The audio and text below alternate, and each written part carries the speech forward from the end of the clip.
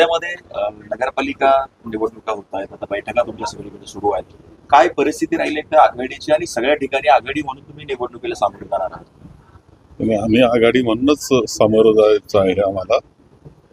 त्या परिस्थितीत तिथं स्थानिक निर्णय त्यांचे कार्यकर्त्यांनी घ्यावे, पण आघाडी म्हणून घ्यावी ही अपेक्षा आमची आहे. काही झालं तरी आम्ही एकत्र मित्रपक्ष आहोत आणि मित्रपक्ष म्हणूनच आपण पुढे गेलं पाहिजे, हा आमचा प्रयत्न राहणार आहे. तर सगळ्या ठिकाणी आघाडी होईल असं वाटतं आणि मनसेला पण सोबत घेणार का मग या नाही, याच्यात आम्ही जे करतो आहोत, आमची आघाडी तर ती महाराष्ट्र विकास आघाडी जी आहे तिथं आहेच आहे, म्हणजे त्याच्या पद्धतीनंच पुढे जातो आहोत. मनसे जर आघाडी बरोबर आली तर त्यासाठी काँग्रेस पक्ष नाही, आज आमची आघाडी जी आहे जिचं सरकार होतं आमचं 19 साली तयार झाली ती आघाडी आहे, त्या पद्धतीने आम्ही पुढे जात आहोत.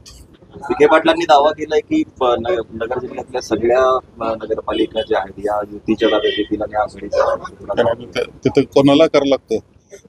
दावा केल्याचं आश्चर्य मानायचं काय कारण आहे? तसं बोललं तर बोलावंच लागतं, ते बोललं पाहिजे. आम्ही म्हणणार आहे आघाडीच्या ताब्यात येणार आहे. शिवाजीराव कर्डिल यांची जागा रिक्त झाली, आता आघाडीची काय भूमिका राहणार आहे की त्यांच्या मुलाला पाठिंबा देणार? महाविकास आघाडी आम्ही आहोत, वरच्या पातळीला तो निर्णय ज्यावेळेस निवडणूक लागेल त्यावेळेस एकत्र बसू आणि निर्णय घेऊ. एकूणच जर पाहिलं पार्थ पवार यांच्यावर देखील आता आरोप होतोय की 1800 कोटींचा जमीन घोटाळा त्यांनी केलाय, खूप जमीन त्यांनी हे केलंय. अंबादास दानवेंनी आरोप केलाय, कसं पाहताय? नाही, मला त्या बाबतीत काही माहिती नाही. असं काही झालंय हे तुमच्याकडूनच ऐकतोय मी.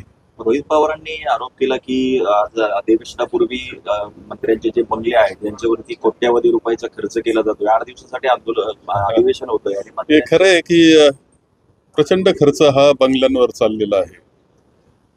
नवीन पद्धतीचं फर्निचर, नवीन पद्धतीची संपूर्ण त्याची दुरुस्त्या ज्या आहेत आणि त्याच्यातून जे तयार करता येते कोट्यावधी रुपयाचा खर्च चालला आहे.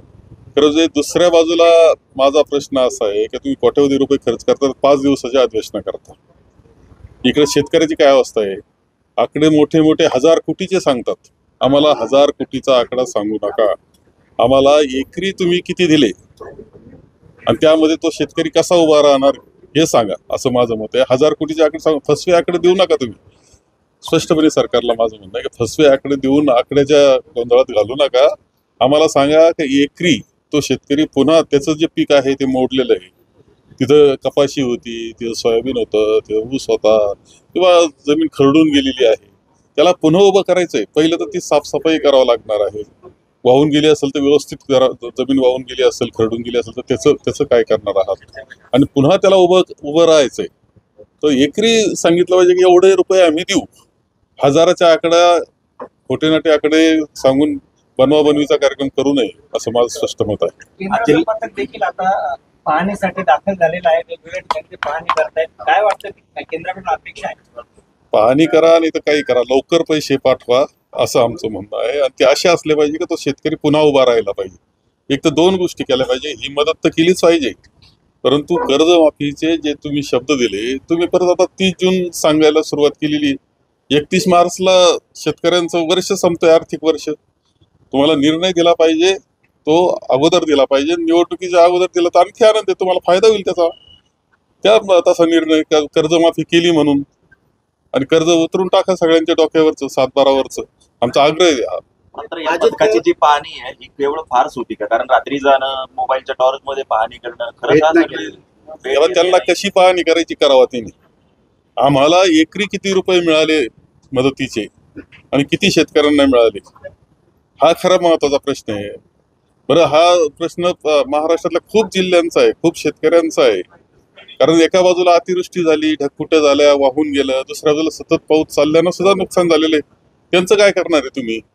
तिकडे तर अजून फिरकायला तयार नाहीत ते. युतीच्या घटक पक्ष राष्ट्रवादी अजित पवार सांगतायत का शेतकऱ्यांनी कर्जमाफीची अपेक्षा करू नये. हे काय चाललंय? म्हणजे आता खरं म्हणजे शेतकऱ्याला तुम्ही फसवू शकत नाही. तुम्ही जाहीरपणे सांगितलं का आम्ही कर्जमाफी करू, आता अपेक्षा करू नये, फुकट किती वेळा वाटायचं, हे शब्द तरी शोभतात का?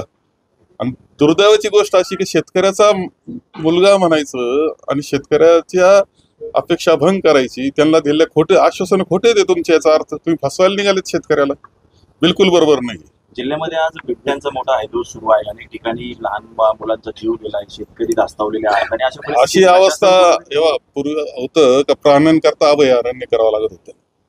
ही अवस्था होती का प्राण्यांसाठी अभयारण्य असायचं का तिथं प्राण्यांना संचार करता यावा. आता उलटी परिस्थिती, माणसांसाठी अभयारण्य करायची पाळी आली. त्याला माणसाला अभय काय देणार तुम्ही? या जीवाचं काय करायचं? लहान बालकांचं काय करायचंय? महिला शेतात कामाला जातात, त्यांचं भवितव्य काय, त्यांचं काय काय होणार, त्यांच्या भोवती कसं संकट यांना माहित नाही. अशी इतकी गोंधळाची अवस्था, कठीण अवस्था संपूर्णपणे या बिबट्यांमुळे झाली. सरकार त्याच्यावरती ठप्प आहे, काही करायला तयार नाही, काही निर्णय घ्यायला तयार नाही. अत्यंत दुर्दैवी अवस्था आहे. स्वराज्य संस्थेला कसं वातावरण आहे जिल्ह्यामध्ये? चांगलं वातावरण आहे आमचं. लोकांचा अपेक्षा भंग झालेला आहे सरकारच्या बाबतीत.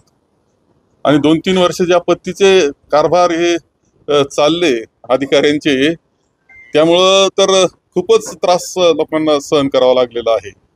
त्यामुळं आमची महाविकास आघाडी निश्चितपणे चांगलं यश मिळवेल.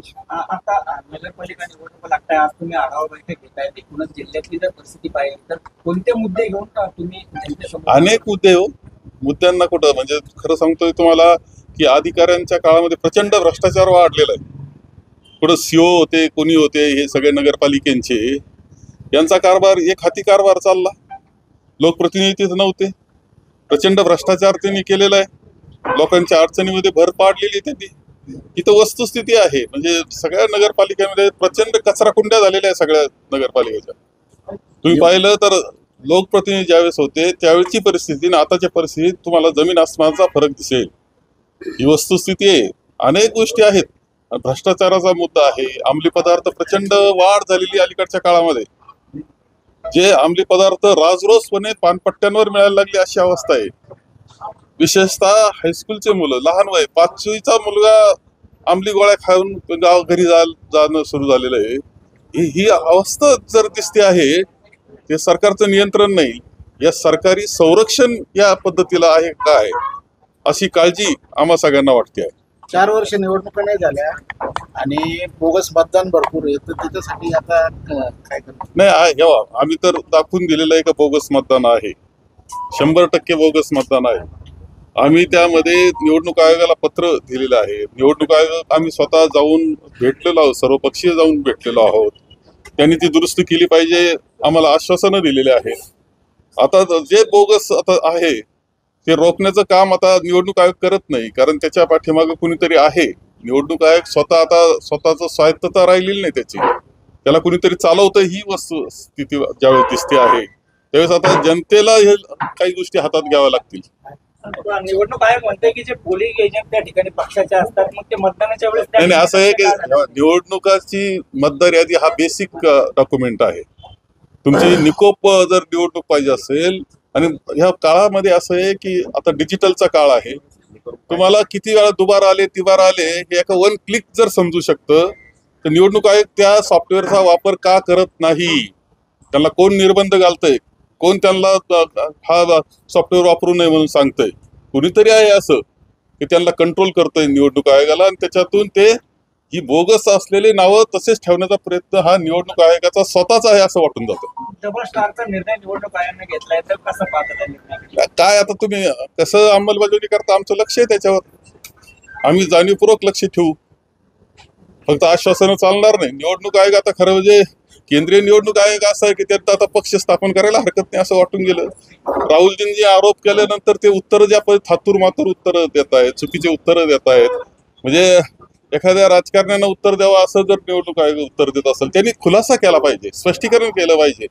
तुमचं जनतेचं, राहुलजींचंच नाही, जनतेचं समाधान करून दिलं पाहिजे का तुम्ही सांगता ते नाही, ही वस्तुस्थिती असं म्हटलं पाहिजे.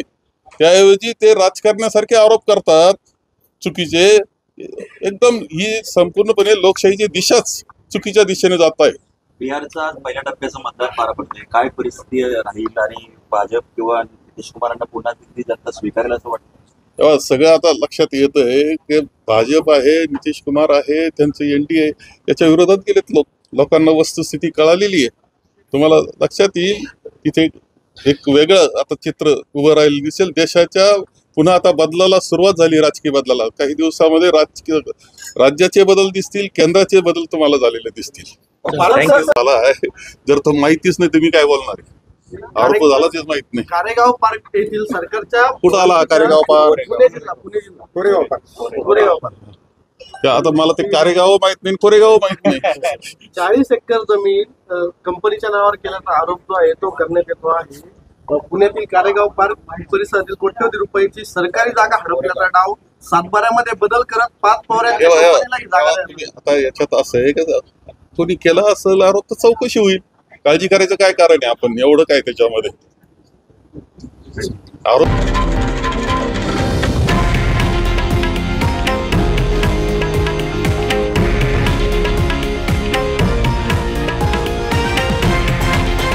हे आहे देशातील नंबर 1 न्यूज नेटवर्क आणि आपण पाहत आहात TV9 मराठी, एकमेव.